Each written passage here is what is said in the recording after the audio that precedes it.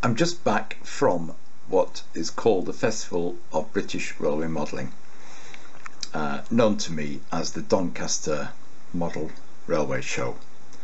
It takes place at Doncaster Racecourse. A couple of things I want to say before we go through, and you will see the usual, mostly stills of some of the layouts at the show. The first thing is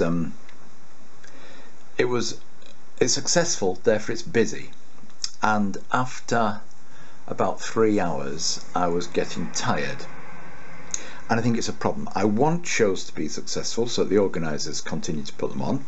This is one that if you don't buy it in advance costs you £10 including the programme, so it's not a cheap show. £9 entrance, £1 for the programme, though there are discounts if you order in advance. And in spite of that price, it's obviously quite successful. Queues to getting through the door and crowds around the layouts, and I found that made it more tiring than some of the smaller, quieter shows, but I don't know what the answer to that is. Right, the other thing, the good thing about going to shows, hopefully the light is bright enough here, is you see independent traders, entrepreneurs in a way, and some of their products. I can't show the full range of products from this particular person. So what it is, it's someone who doesn't have a shop.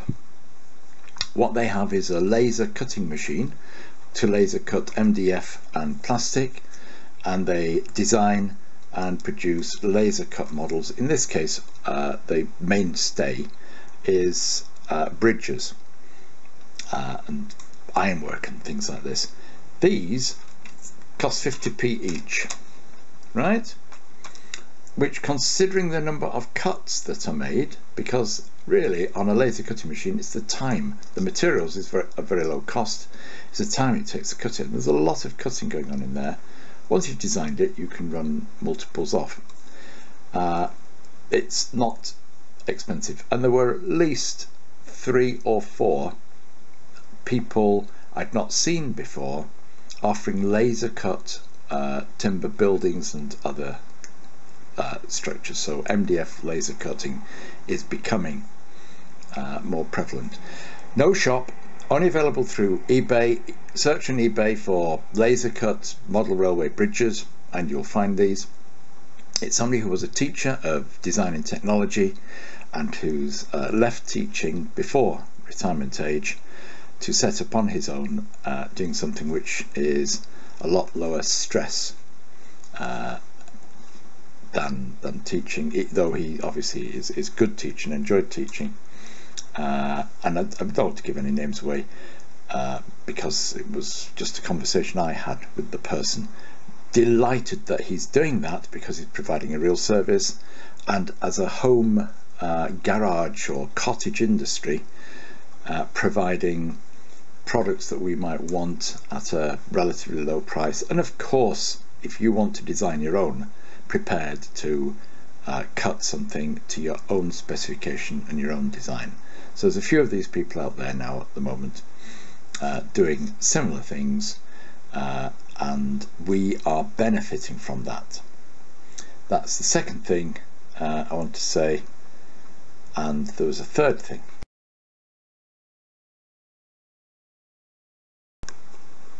Okay, the third thing I wanted to say, you are going to get some pictures of layouts in a moment, was I tend to use the free packages that come on Windows, and the one that comes on my system is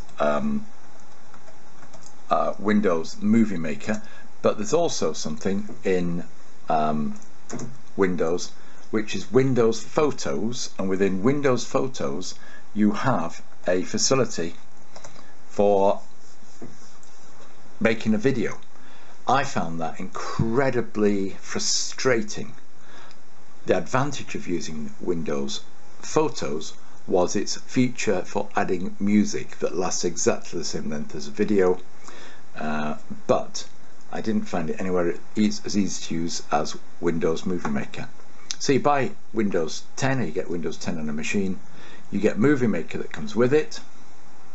which is what I'm used to using, what I use for these things. I'm very happy with Movie Maker, but you also get this thing that you download your pictures.